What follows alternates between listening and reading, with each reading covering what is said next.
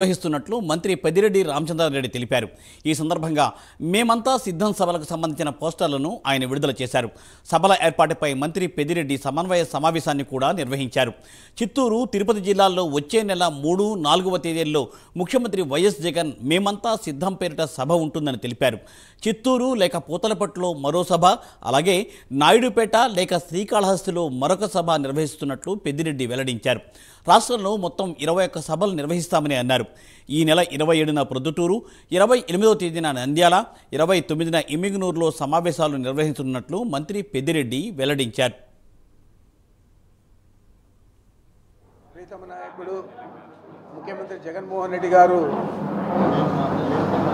27వ తేదీ నుంచి బస్ యాత్ర ప్రారంభిస్తూ ఉన్నారు. అందులో భాగంగా 3వ తేదీ, 4వ తేదీ ఉమ్మడి చిత్తూరు జిల్లాలో, అంటే చిత్తూరు, తిరుపతి జిల్లాల్లో పర్యటిస్తారు. వారి బస్ యాత్ర కొనసాగి సాయంత్రం 4 గంటలకు ఒక పార్టీ కేడర్తో సమావేశం ఉంటుంది. అది 3వ తేదీ సాయంత్రం 4 గంటలకు పూతలపట్టులో కానీ చిత్తూరులో కానీ